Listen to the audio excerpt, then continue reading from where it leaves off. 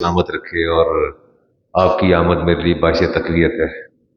मेरे दरीना रफ़ीक और इस मस्जिद की एडमिनिस्ट्रेटिव कमेटी के रुकन आला, दुआएं हैं आपके लिए जी। मैं अल्लाह ताला इरशाद फरमाते हैं कि मुझे इन बंदों को अजाब देने की क्या पड़ी है। वहुम यस्तगफिरून, अगर ये मुझसे इस्तगफार करते रहें तो मुझे क्या पड़ी इन्हें मैं अजाब दूं। बात तो बड़ी सादा सी है, पर सवाल ये पैदा होता है कि इस्तगफार करे तो करे कौन। असल बात तो बेटा ये है ना, सिर्फ तस्बीह अस्तगफिरुल्लाह अस्तगफिरुल्लाह अस्तगफिरुल्लाह ये इस्तगफार है? ये तो कोई इस्तगफार नहीं। आगे जाके बात करता हूं मैं। अल्लाह फरमाता है अगर ये मेरे बंदे इस्तगफार करना शुरू कर दें तो मैं रब हूँ, पैदा भी मैंने किया, मैं रहमान भी हूँ, रहीम भी हूँ, करीम भी हूँ, मुझे क्या पड़ी इन्हें अजाब देने की। इन्होंने अपने लिए अजाब की राहें अज खुद हमवार की हैं। अगर ये इस चीज का ख्याल करते इस्तगफार का तो मैं इन्हें अजाब ना देता। तौबा, आज 25 रमजान है, हमने महीना अपने अख्ताम को पहुंचा। आपने भी खूब तौबा की, मैंने भी तौबा की। और तौबा बुनियादी तौर पर नदामत और दिल के दर्द का नाम है। तौबा बुनियादी तौर पर नदामत और दिल के दर्द का नाम है, हसरत का नाम है, गम का नाम है, अश्क बार होने का नाम है। तौबा असल में ये हसरतें हैं, वो गम है, वो नदामत है, वो अश्क रेजियां हैं जो बताती हैं कि आया हमने तौबा किस दर्जे की। अगर मुझे डॉक्टर बता दे कि आपके बेटे को कोई लाइलाज मर्ज लाहक हो गया है, आप मुझे बताइए कि मेरे दर्द में कितना इजाफा होगा। और अगर हो भी बेटा इमरान साहब की तरह अकेला बेटा मेरा, तो मुझे बताइए मेरी दर्द की शिद्दत और मेरे गम की शिद्दत और मेरी तकलीफ और कर्ब की शिद्दत क्या होगी। मैं कभी कभी सोचता हूं, एक तरफ डॉक्टर, एक तरफ मेरा रब, एक तरफ मौत और एक तरफ जहन्नम। क्या डॉक्टर मेरे रब से ज्यादा सच्चा है? डॉक्टर मेरे रब से ज्यादा सच्चा है?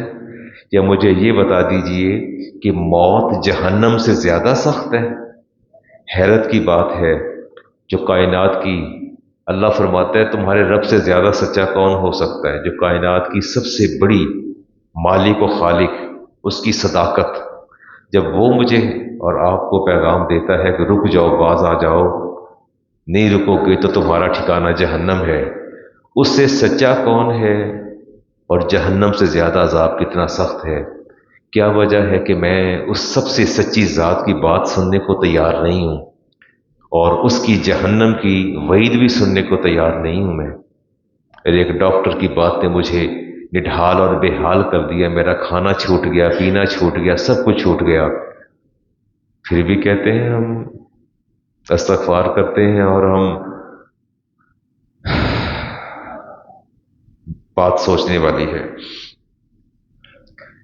रिसालत मावली साहब ने इरशाद फरमाया, जालिसु तव्वाबीन फ़इन्नहुम अरक्कुन अफ़इदतन। आपने फरमाया कि ऐसे लोगों के पास बैठा करो जो तौबा करने वाले हैं, अल्लाह से डरने वाले हैं, तुम्हारा दिल नरम हो जाएगा। अपनी मजालिस को देखिए, अपने हल्का अहबाब को देखिए और फिर सोचिए कि हमारे दिलों की ये सख्ती और कसवत कल्ब जिसका अल्लाह कुरान में जिक्र फरमाते हैं, वो क्यों है? जाहिर है जब आप 6 दोस्तों को लेके आप यहां से यासिर ब्रोस्ट पे चले जाएंगे तो आपको रब याद आएगा वहां जाके?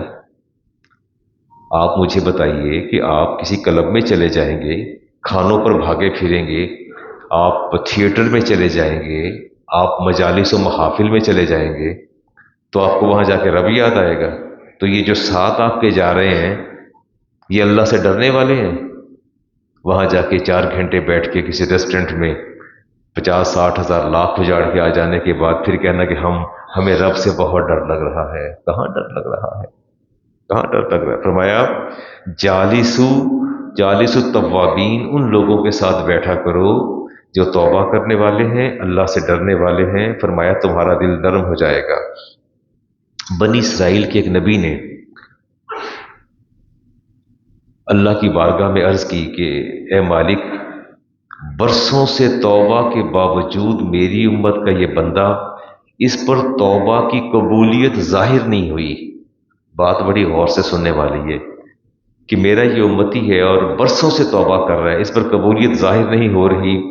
اے ارض و سما والے، اس کی سفارش کو قبول فرما لے اور اس کی توبہ کو قبول فرما لے۔ اللہ تبارک و تعالیٰ نے ارشاد فرمایا، اے میرے پیغمبر، آپ اکیلے سفارش کر رہے ہیں، اگر یہ ارض و سما سارے مل کے بھی اس کی سفارش کریں کہ یا رب اس کی توبہ قبول کر لے تو میں نہیں کروں گا۔ پوچھا مالک کیوں نہیں؟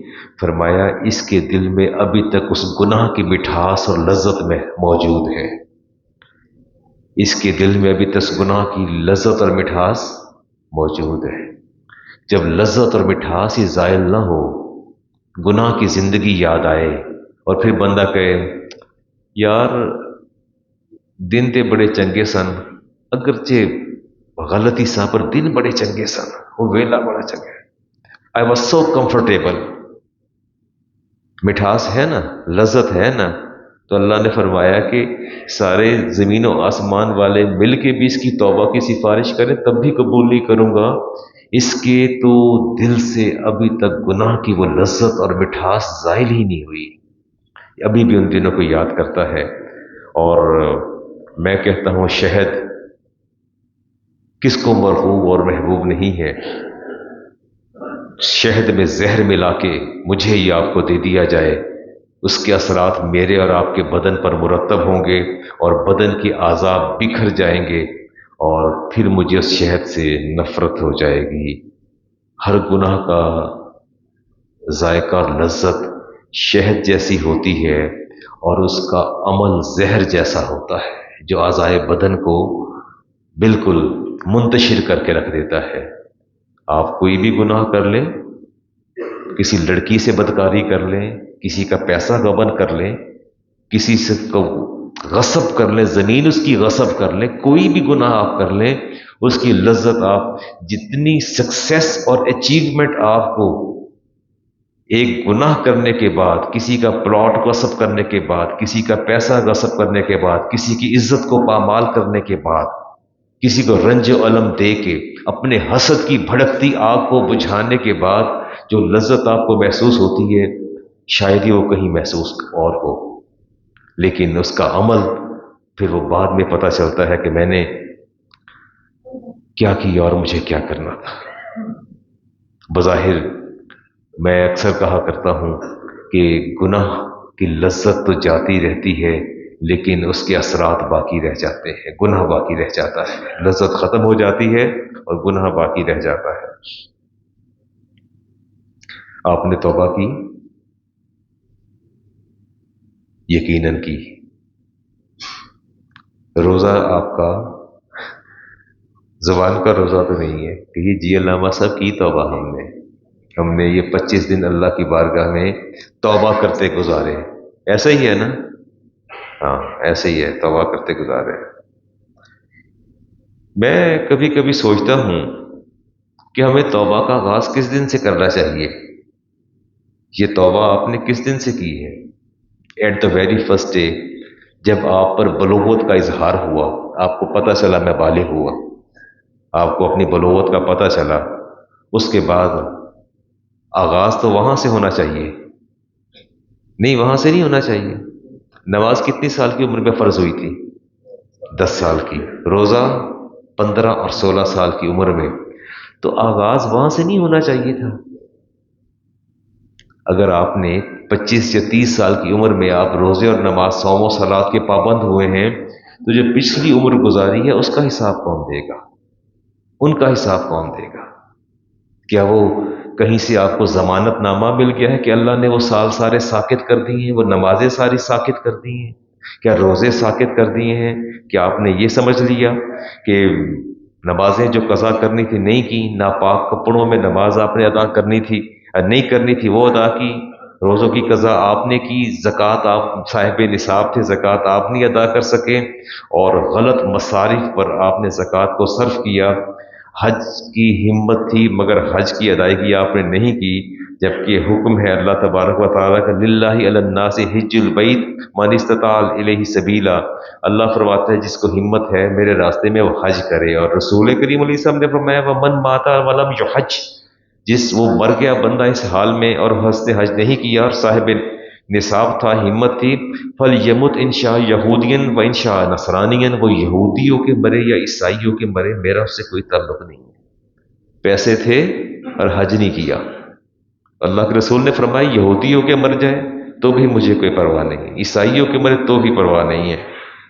کیا کبھی ہم نے غور و فکر کیا کہ سن بلوغت کے بعد ہماری آنکھ نے کتنے گناہ کیے، ہمارے کان نے کتنے گناہ کیے، ہماری ناک نے کتنے گناہ کیے، زبان نے کتنے گناہ کیے، ہمارے پیٹ نے، ہماری شرمگاہ نے، ہمارے اعضائے بدن نے، کتنی ایسی غیر محرم عورتیں تھیں جن سے ہم مخلوط اور اختلاط کا سبب بنتے رہے، کتنی لڑکیوں سے ہم نے اظہار محبت کیا اور عشق کیا اور ان سے وفا کرنے کا وعدہ کیا، کتنی ہم نے ڈیٹس ان کے ساتھ طے کی، کہاں کہاں ہم گئے۔ یہ جواب کون دے گا؟ کس کو جواب دینا ہے؟ کتنی بار ہم حالت جنابت میں مسجد میں سے گزرے، کتنی بار ہم نے بے وضو کے قرآن کریم کو ہاتھ لگایا، کتنی بار ہم نے بدعات جو ہے ان کو ہم نے ترک کیا، ہم نے روح کی غذا، موسیقی، سو کالڈ روح کی غذا ہم کتنے عرصے سے سنتے چلے آ رہے ہیں، اور کب تک ہم نے سننا ہے، اور شراب نوشی ڈرنکنگ کب سے کی۔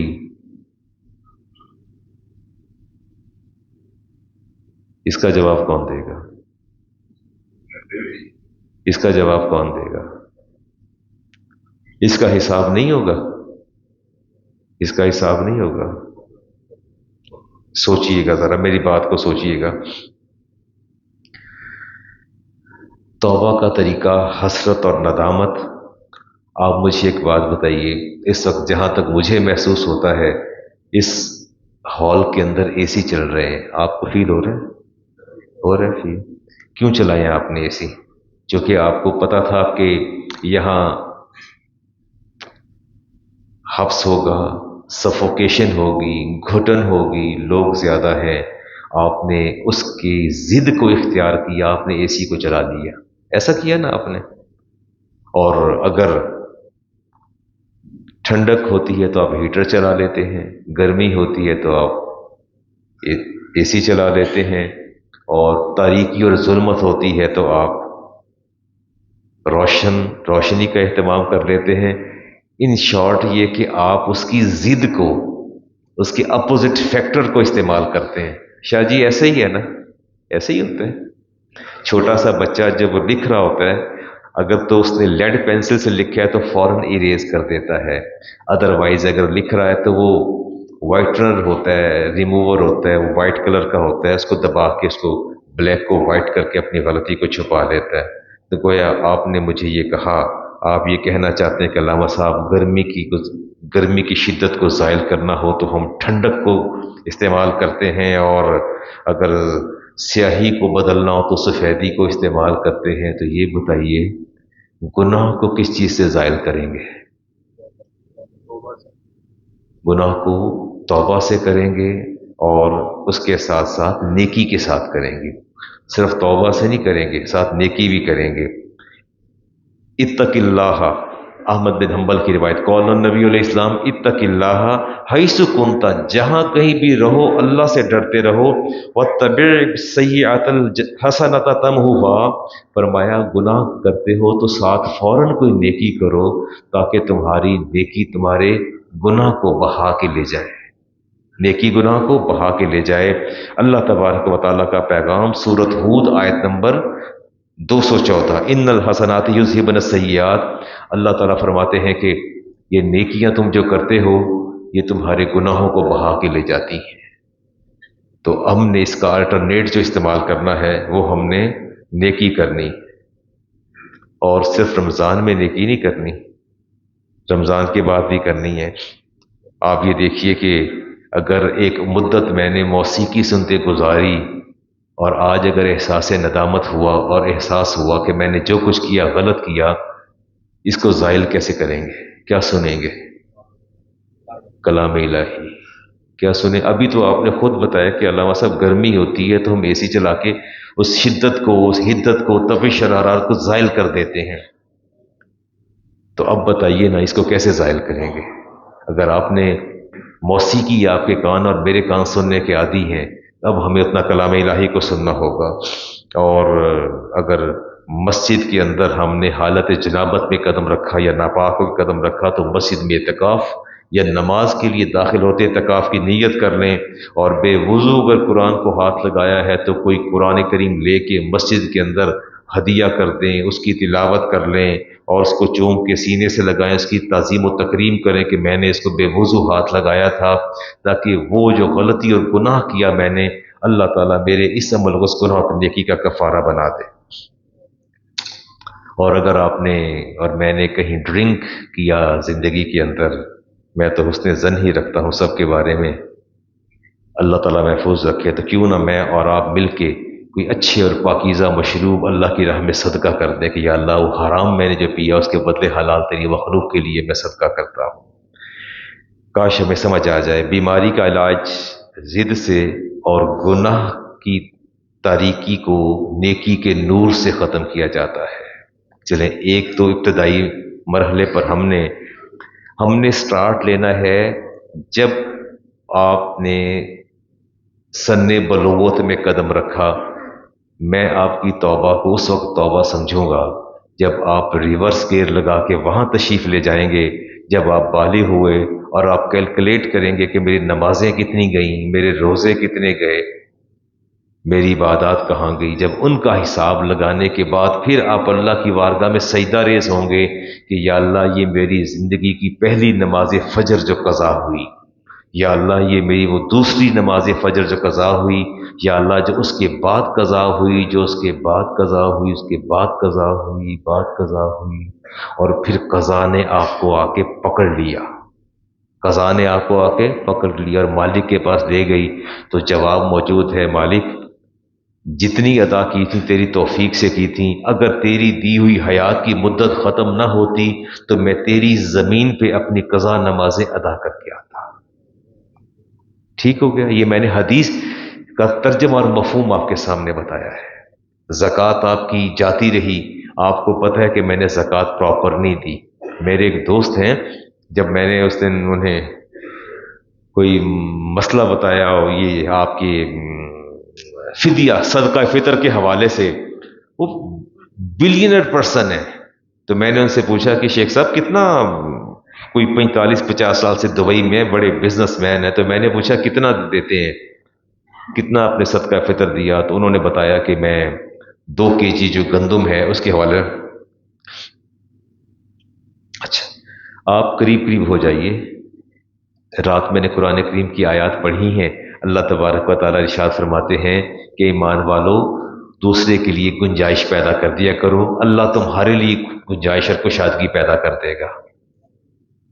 اور میں امید کرتا ہوں کہ آپ آگے ہو جائیں گے، آہستہ آہستہ آگے ہوتے جائیے تاکہ آنے پچھلی روز سے لوگ آگے آپ سر، وہ مجھے شعر یاد آ گیا، جو بھی آئے ہیں بیٹھے ہیں نزدیک تیرے، ہم کہاں تک تیرے پہلو سے سرکتے جائیں۔ جس کے ساتھ بیٹھے ہیں، اپنوں کے ساتھ بیٹھے ہیں، تو چلے کوئی نہیں، جو آگے بیٹھے ہیں وہ بھی آپ کے اپنے ہیں، اس میں بیگانہ کوئی نہیں ہے۔ دروازہ کھول دیں، لوگوں کو موقع دے دیں اندر آنے کا، کہیں نہ کہیں جگہ بنا لیں گے آپ اپنی۔ وہ 2 کلو گندم کے حوالے سے جس کی موجودہ جس کا ریٹ جو ہے وہ 300 ہے، تو میں نے کہا شیخ صاحب آپ یہ کیا کر رہے ہیں؟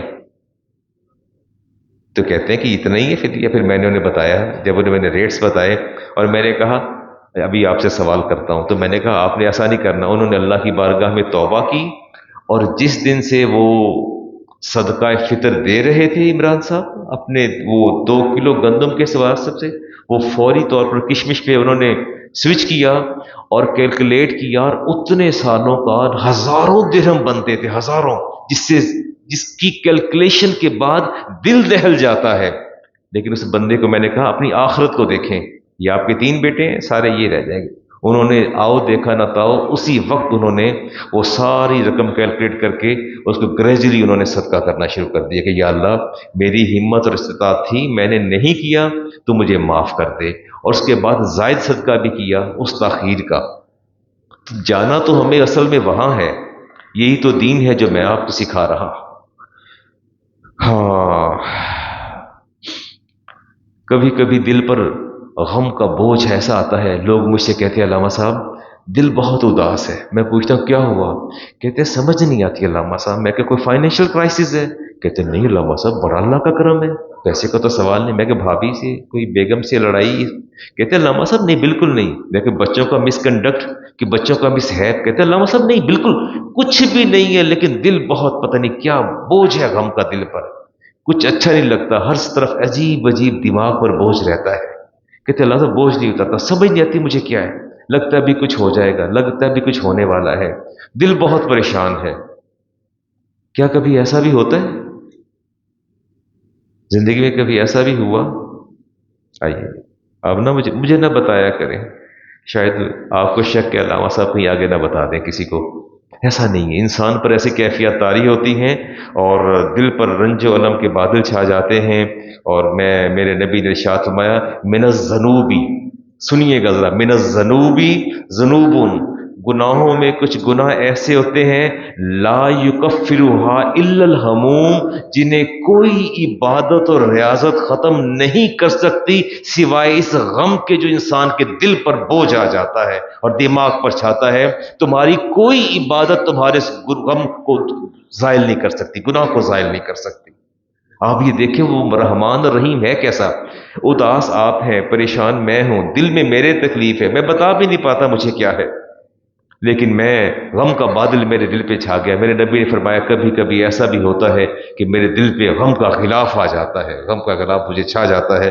تو آپ نے فرمایا کہ کچھ گناہ ایسے ہوتے ہیں جن کا کفارہ صرف رنج و الم اور دکھ ہوتا ہے، بندہ بتا بھی نہیں پاتا کسی کو مجھے ہے کیا، نہ فزیکل کوئی ڈس آرڈر ہوتا ہے نہ کوئی اور وجہ ہوتی ہے، بس ایسا ہی محسوس ہوتا ہے۔ اور رسالت امام علیہ صاحب نے ارشاد فرمایا کہ کچھ گناہ ایسے ہیں الا الہم بطلب المعیشہ، جس کا علاج نہ نماز ہے، نہ روزہ ہے، نہ حج ہے، نہ زکوٰۃ ہے۔ فرمایا اس کا علاج ہم المعیشہ، اپنے روزگار کی فکر ہوتی ہے۔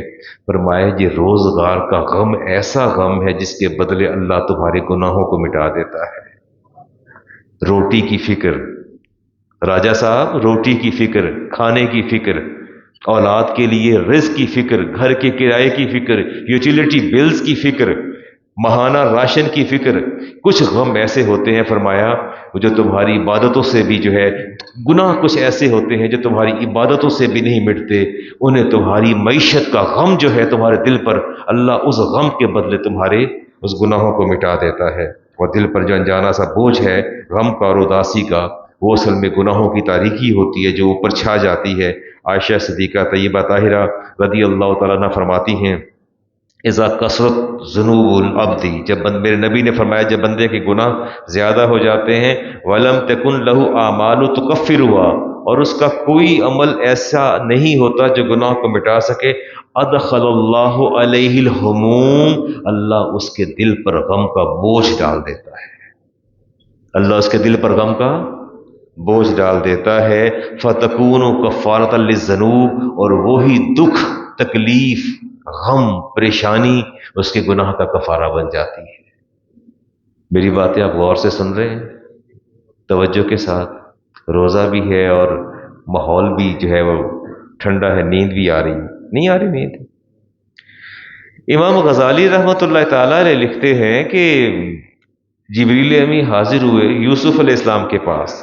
اچھا ایک فطری سا ایک امر ہے کہ انسان کی خواہش ہوتی ہے کہ میں دیکھوں تو صحیح کہ مجھے کون کتنا چاہتا ہے، اور کبھی کبھی تو بندہ آزمائشوں پر بھی اتر آتا ہے کہ آزما کے دیکھا میں کتنا کو پیار، شوہر بیوی کو آزماتا ہے اور بیوی شوہر کی محبت کو آزماتی ہے، اور ماں اپنے بیٹے کو آزماتی ہے اور بیٹا ماں کو آزماتا ہے، باپ بیٹے کی محبت کو آزماتا ہے اور بیٹا باپ کی محبت کو آزماتا ہے، اصل میں اپنے اندر کے انسان کی اس تشفی اور تسلی جو ہے وہ درکار ہوتی ہے کہ میں دیکھوں تو صحیح کہ میرا چاہنے والا مجھے کتنا چاہتا ہے۔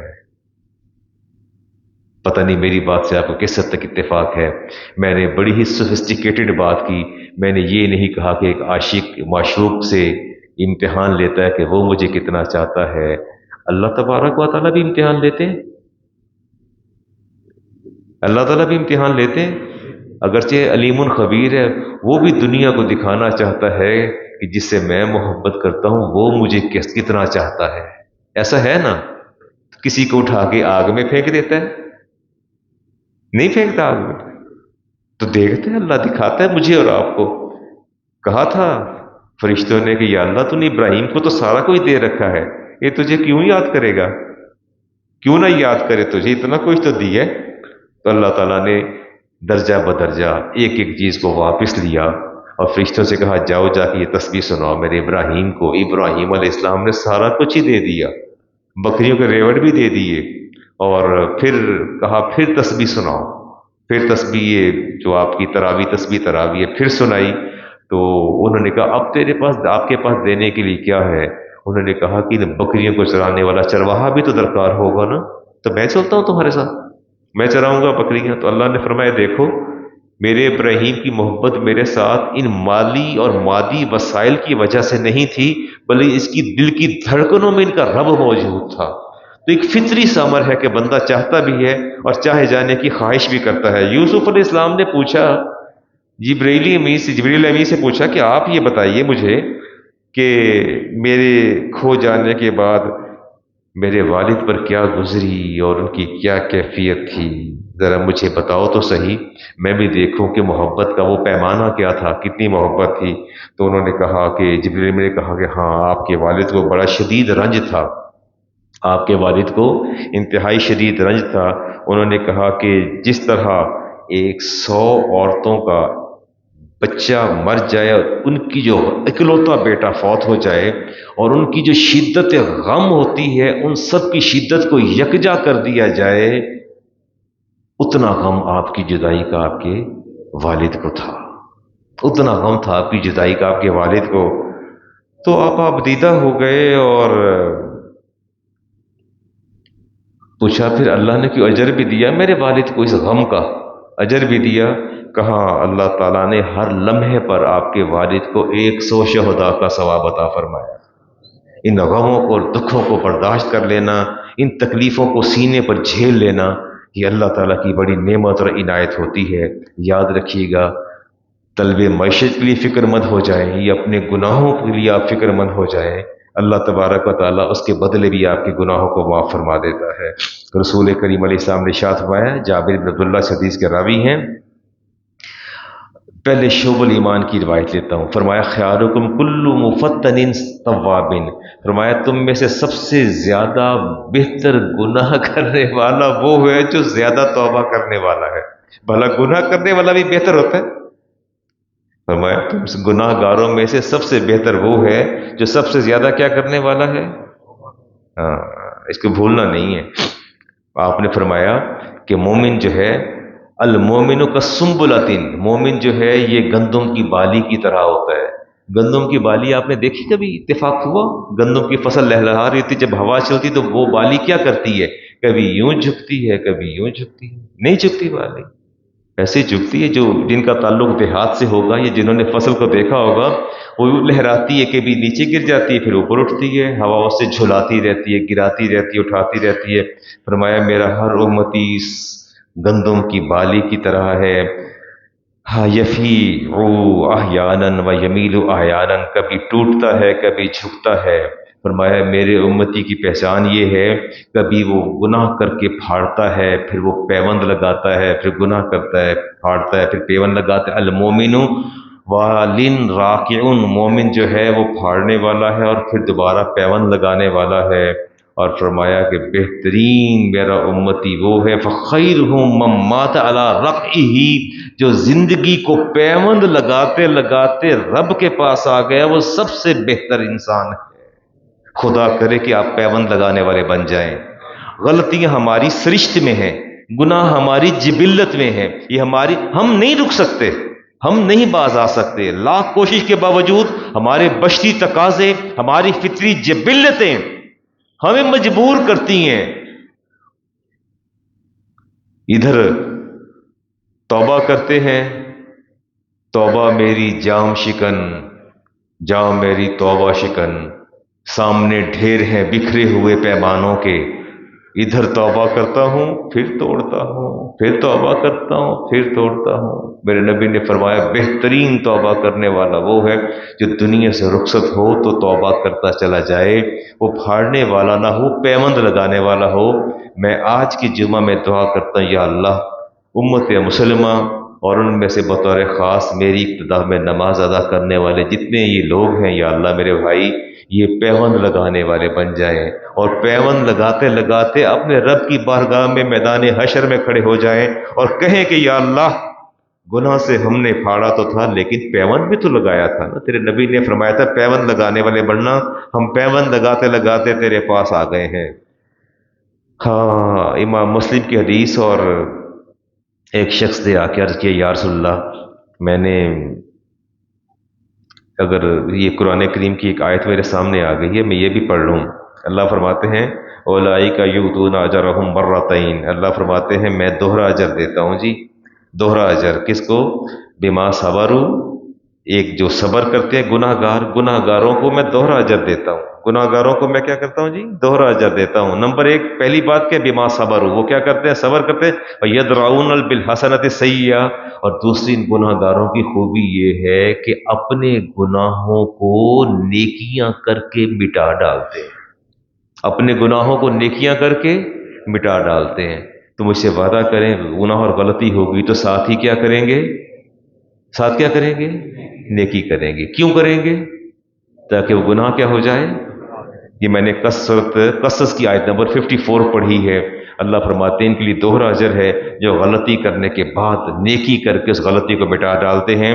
اور اس شخص سے عرض کیا یا رسول اللہ میں سودا لینے گیا تھا دکان پہ، اور سودے کے دوران میں نے یہ دیکھا کہ وہ عورت تنہا کھڑی بیچ رہی تھی، اور میں اپنے جذبات پہ قابو نہ رکھ سکا، اور میں نے اس کا ہاتھ تھام لیا، اور اس کے بعد پھر میں نے اس کو اپنے سینے سے لگا لیا اور بوس و کنار کیا، اور جو کچھ میں کر سکتا تھا گناہ کی طرف، کبیرہ کی طرف نہیں گیا، لیکن میں نے بہت کچھ کیا، اور اس کے بعد پھر آپ نے اس کی بات کا جواب نہیں دیا، آپ نے اس کی بات کا وہ کہ یا رسول اللہ مجھے فرمائیے، مجھے پاک فرما دیجئے، مجھ سے غلطی گناہ ہو گئی، آپ نے نہیں دیا جواب دیا۔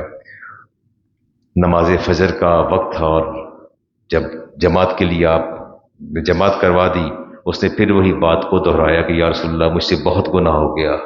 آپ نے فرمایا کیا تو نے میرے پیچھے فجر کی نماز ادا کی ہے؟ یا رسول اللہ کی فرمایا وہ تیرے گناہوں کا کفارہ بن گئی ہے، تیرے گناہوں کا۔ پھر آپ نے فرمایا الصلاۃ الخمس، فرمایا یہ 5 نمازیں کفارۃ لما بینہن الا الکبائر، یہ میرے امتیوں کی ان 5 نمازوں کے دوران جو غلطیاں، خطائیں اور گناہ ہوتے ہیں یہ نمازیں ان کا کفارہ بن جاتی ہیں، الا الکبائر، سوائے کبائر کے، سوائے کبائر کے یہ کفارہ بن جاتی ہیں۔ ہمیشہ ذہن میں رکھنا چاہیے ان چیزوں کو۔ سب سے اچھی حالت والا بندہ کون ہے پوچھا گیا، تو آپ نے فرمایا ہر معاملے میں اپنے مالک کی طرف رجوع کرنے والا، ہر معاملے میں مالک کی طرف رجوع کرنے والا، اگر ارتکاب گناہ ہو جائے تو بھی اللہ سے دعا کرتا ہے یا اللہ میرے گناہ پہ پردہ ڈال دے۔ آپ سے گناہ ہوگا تو پہلی دعا آپ کیا کریں گے؟ یا اللہ میرا گناہ ڈسکلوز ہو جائے، کیا ہو جائے؟ یا اللہ پردہ ڈال دے۔ دوسری دعا کریں گے جب گناہ سے فارغ ہو جائیں گے تو کہیں گے یا اللہ میری توبہ قبول کر لے، میں توبہ کرتا ہوں۔ دوسری بات آپ یہ کہیں گے، اور جب توبہ کر چکیں گے تو کہیں گے یا اللہ مجھے آئندہ محفوظ رکھنا، مجھے آئندہ کیا کرنا؟ میں آئندہ مجھے محفوظ رکھنا۔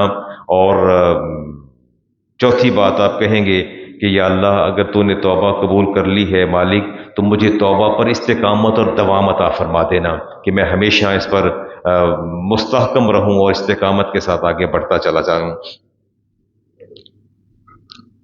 امام غزالی فرماتے ہیں کہ میرے پاس شیخ ابو عثمان آئے، مجھے کسی نے کہا، انہوں نے کہا کہ علامہ صاحب ہے گلا بھی کری جاتا ہے نال تسبیح بھی پڑھی جاتا ہے. وہ تسبیح پڑھ رہا تھا تو باتیں بھی کر رہا تھا. صحابہ کہتے ہیں علامہ صاحب یہ تو تسبیح بھی پڑھ رہا ہے، کب تشریف لائیں آپ؟ نہیں میں ایگزیکٹ ہاں ایک بات میرے دوست ہیں، ان کے صاحبزادے ہیں کہ میرے پیش نظر ہیں، اور ایک اس طرف ہیں ان کا پچھلے دنوں انتقال ہوا. اللہ تعالیٰ ان کے درجات کو بلند فرمائے. اللہ تعالیٰ عمران صاحب کی والدہ کو صحت کاملہ عاجلہ عطا فرمائے، اور تمام بیماروں کو اللہ صحت عطا فرمائے، اور ہمارے مرحومین کی بخشش فرما دے. اللہ تعالیٰ ان کی قبور کو ٹھنڈا اور کشادہ فرما دے. اور ہم بھی جانے کی تیاری میں ہیں. قبرستان جاتے ہیں تو کہتے ہیں کہ آپ ہم سے پہلے چلے گئے، ہم آپ کے بعد آنے والے ہیں، بس تھوڑی ہی دیر ہے، ابھی جلد آپ کے آ کے آپ سے مل لیں گے، یہ میرے نبی نے فرمایا. اور وہ امام غزالی فرماتے ہیں شیخ ابو عثمان نے کہا کہ شکر ادا کریں، اور ہر عضو کو شکر ادا کرنا چاہیے، لیکن اگر زبان جو ہے وہ تسبیح پڑھ رہی ہے، باقی اعضاء گناہ کر رہے ہیں، تو امام غزالی فرماتے میں نے شیخ ابو عثمان سے کہا کہ اس پر رب کا شکر ادا کرو کہ سارے اعضائے بدن سے اگر خطا ہو رہی ہے، زبان تو محفوظ ہے نا. نہیں بات نہیں سمجھے. انہوں نے کہا جی تو اس کے باقی اعضائے بدن گناہ کرتے ہیں. کہ باقی اعضائے بدن گناہ کرتے ہیں تو کیا فرق پڑتا ہے، زبان تو اس کی ہے.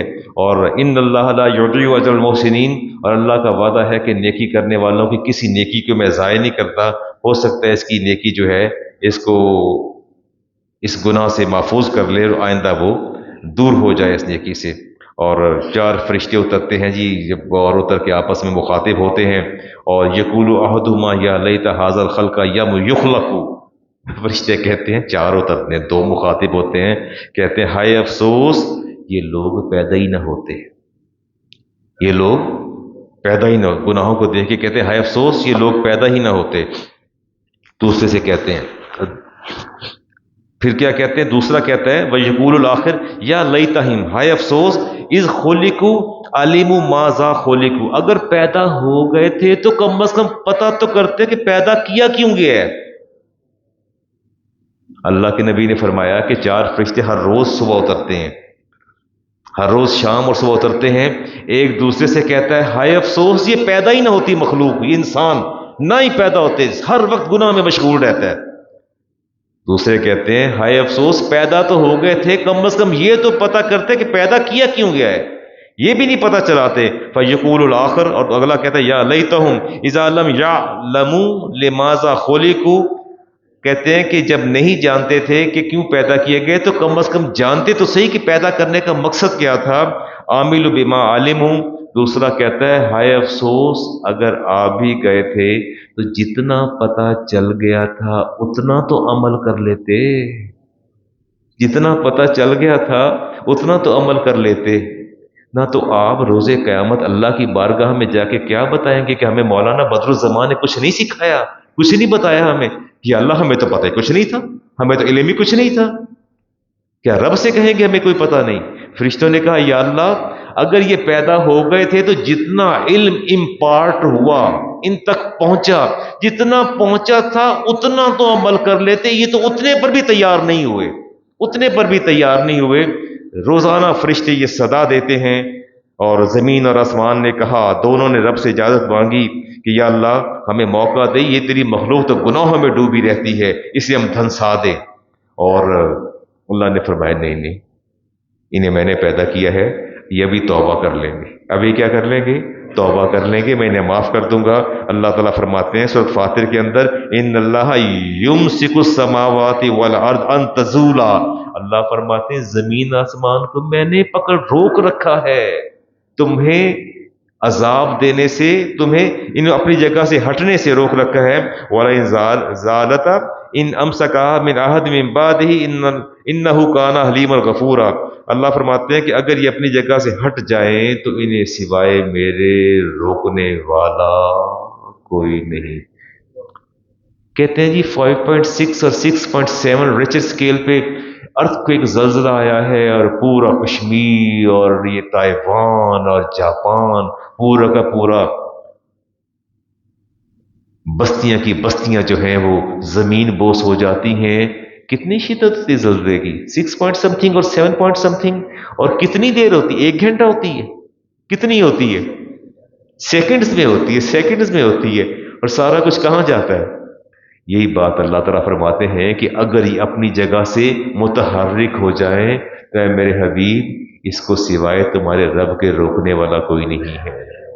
अल्लाह फरमाते हैं इसको फिर मैं ही रोकूंगा, इन्हें मैंने रोक रखा है, ये रोज मुझे कहते हैं, ये रोज आसमान और जमीन रोज कहते हैं या अल्लाह हमें इजाजत दे कि हम अपनी जगह से हिलें, हर अंतजूला, हम अपनी जगह से हट जाएं और फिर देखें इस मखलूक का हशर क्या होता है। अल्लाह फरमाते हैं नहीं, ये मेरे बंदे हैं, ये भी तौबा कर लेंगे, ये तौबा कर लेंगे, मैं तुम्हें इजाजत नहीं दूंगा कि तुम अपनी जगह से हटो या अपनी हरकत जो है उसको शुरू करो। अल्लाह से दुआ करते रहा करें, अल्लाह से दुआ करते रहा करें कि या अल्लाह, रसूल करीम अलैहिस्सलाम ने इरशाद फरमाया इन्नल्लाह युहिब्बुल मुलहीन फी दुआ, अल्लाह ताला जो है वो ज़ारो कतार रोने वालों की दुआ को जो है कबूल फरमाता है।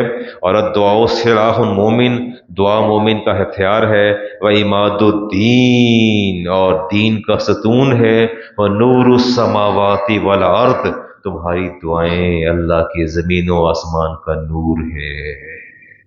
जब आप हाथ उठा के दुआ करते हैं तो ये नूर बन के ऊपर उठती है और फरिश्ते देखते हैं कि ज़मीन से नूर उठता चला आ रहा है। और मेरे नबी ने फरमाया कि तकदीर को सिवाय दुआ के कोई नहीं रोकती। वाइन्नल बला इल्ला यंजिलु फलयुकाहु दुआ फयल तल जाने इला यौमिल क़यामा, तुम्हारी दुआएं तुम्हारी मुसीबतों के साथ बाहम मुतसादिम होती हैं, उन्हें तुम तक नहीं आने देती और क़यामत तक उनको रोक के रखती हैं। मिसाल अब उम्र सैयद उम्र फारूक रदी अल्लाह ताला अन्हु फरमाते हैं कि मुझे दुआ की इजाबत से ज़्यादा दुआ की फ़िक्र होती है, वलाकिन्ना हम्मत दुआ, बल्कि मुझे दुआ की फ़िक्र होती है। लोगों ने पूछा आपको दुआ की फ़िक्र क्यों होती है, कबूलियत की कम होती है, दुआ की ज़्यादा होती है। फरमाते हैं फ़ैज़ा उल्हिमतु दुआ, जब अल्लाह मुझे दुआ की तौफीक दे देता है, फ़इन्नल इजाबा, वो कबूलियत साथ ही आ जाती है, कबूलियत साथ ही आ जाती है। इमाम हसन बसरी से किसी ने पूछा मैं तो बड़े ही गुनाहगार हूँ, बस अब तौबा करने आया हूँ आपके पास, आप ये बता दीजिए कि अगर मैं तौबा करूँगा तो अल्लाह ताला मेरी तौबा कबूल फरमा लेगा।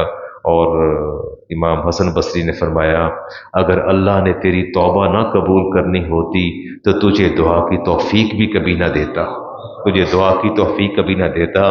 आप लोग यहाँ मेरे पेश नज़र मस्जिद के अंदर मौजूद हैं, जुमा की अदायगी के लिए और तहम्मुल और सब्र के साथ मेरी बातों को सुन रहे हैं। अगर अल्लाह ताला ने आपकी इस इबादत को कबूल ना करना होता तो आप इस वक्त उसके घर के अंदर मौजूद ना होते, आप कहीं और होते। इस यकीन कामिल के साथ बैठिए कि आपका एक एक लम्हा अल्लाह की बारगाह में दर्जा कबूलियत पर है, और उसे कबूल ना करना होता तो आप इस मस्जिद की चौखट और दहलीज को भी क्रॉस नहीं कर सकते थे। अल्लाह ताला किसी और आफत में मुब्तला कर देता, या रोड पे होते, या सफ़र में होते, किसी हॉस्पिटल में होते, किसी कचहरी में होते, किसी थाने में होते, न जाने कहाँ होते। आज जुम्मतुल विदा और आप मेरे पेश नज़र और मैं आपके पेश नज़र, तो गोया अल्लाह रब्बुल इज़्ज़त ने आपकी इबादत को कबूल करने का इरादा फरमा लिया है, और वो मालिक ज़रूर कबूल फरमाएगा इंशाअल्लाह जी। अब कुछ बातें करते हैं जी और आहिस्ता आहिस्ता चलते हैं आपके साथ।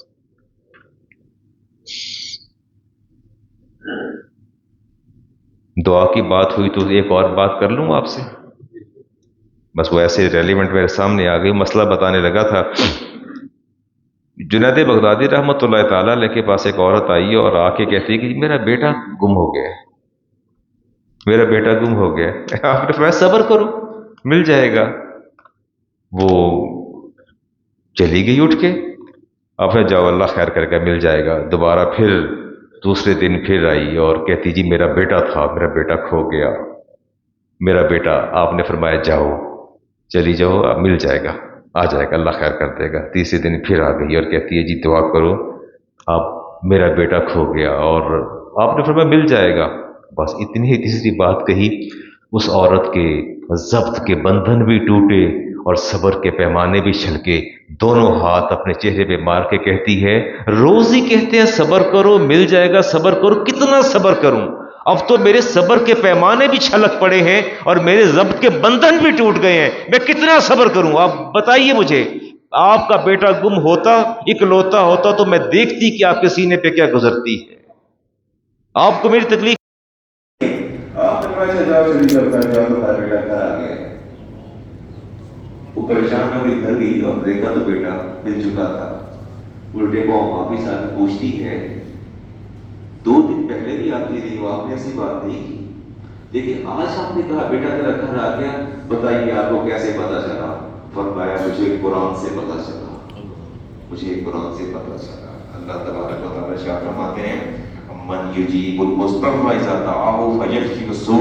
अल्लाह फरमाते हैं वो कौन है जो बेकरार और मुज़्तरिब दिल की सदाएं सुनता है। फरमाया तुम 2 दिन आ रही थी मेरे पास, मैंने देखा तेरे इज़्तिराब और तेरे बेचैनी की वो कैफियत नहीं की। आज तीसरे दिन मैंने देखा तो मुझे मेरे रब ने मेरे दिल में ख्याल डाला कि वो बेकरार दिलों की दुआएं सुनने वाला है। तो मैंने कह दिया कि जाओ तेरा बेटा ना लौटेंगे। गलत बात है कि अगर आपके मुकद्दर में या आपकी चीज अच्छी ना हो तो मैं मुझे 2 दिन पहले भी किसी ने बताया कि मैं क्या हुआ था जनाब, मैं 4 दिन पहले तो बता रहे थे कि आज प्रॉपर्टी जो है उसका हाथ ठीक नहीं है, तो उस पर ज़कात देनी ये है कि जब बेचना किया कि इस सेविंग है क्या है, ये आपकी जरूरियात से जायद है। तिजारत है, प्रॉपर्टी का डिक्लाइन पे जाना या इसका अपलिफ्ट, इसकी प्राइसेस का हाइक होना, दैट इज अनदर मैटर, वो एक अलग बात है। लेकिन तयशुदा बात है मैंने करोड़ का प्लाट लेके रखा हुआ है, इसका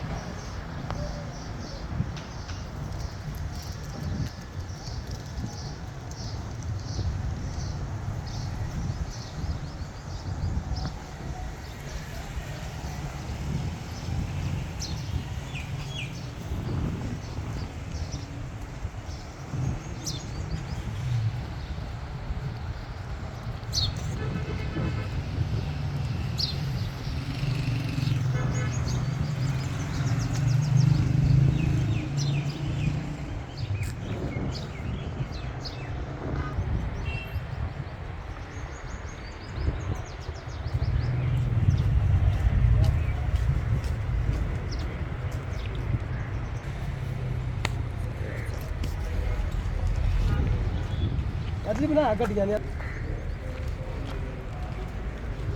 मेरे साथ आगे चला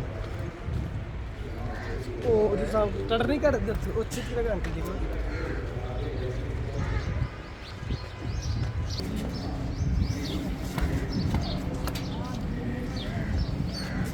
इमेजिन कीजिए, जस्ट आप ये देखिए कि मैं साहिब निसाब नहीं हूँ, ठीक है, मेरे पास पैसे नहीं है, लेकिन अचानक महमूद कुरैशी साहब ने मुझे 2 लाख रुपए हदिया कर दिया जी।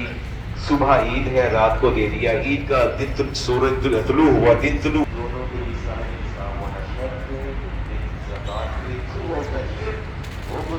ये रकम मौजूद है तो आप साहिब निसाब है, सबका फितर दे दीजिए, नहीं है तो कोई बात नहीं, उसका भी आपको अदा करना पड़ेगा, जिसका नाम बच्चा हुआ वो देगा उसका। मैं अब आहिस्ता आहिस्ता चलता हूँ, मैं बात करता जाता हूँ, आपको इसका फायदा होता चला जाएगा। फरज़ रसूलुल्लाह ज़कातुल फित्री साल मिन अल-क़मरी और साल मिन अश-शईर अलल अब्दी वल हुर्री, गुलाम भी देगा, आजाद भी देगा, वनसा औरत भी देगी, वसगीर बच्चा भी देगा, वल कबीर बड़ा भी देगा, मिनल मुस्लिमीन मुसलमानों का बच्चे का भी सदका फित्र होगा और बड़े का भी होगा। वहमारा भी आनंद कबला खुरूज नासिर सलात, आपने फरमाया ईद की नमाज पर निकलने से पहले सदका फित्र अदा कर दिया करो। आप चाहे तो रमजान में भी कर सकते हैं, कोई सी पाबंदी नहीं। किशमिश दे दे, जो दे दे, यस हाँ हो गया जी, हो गया लेकिन आपने बाल अच्छे बनवाने हैं, मैं आपसे नाराज हूँ, मैं बहुत ये जो है ना बाबा जी नाराज हो जाते हैं, बच्चे ऐसे बाल बनाए ना तो फिर रोजे से ज्यादा अहम आपकी बालों का स्टाइल है, इसको ठीक कीजिएगा, अल्लाह ताला खुश हो जाएगा, मैं भी राजी हो जाऊंगा, हम दोनों, अल्लाह और उसका रसूल और मैं भी राजी होंगे इंशाअल्लाह।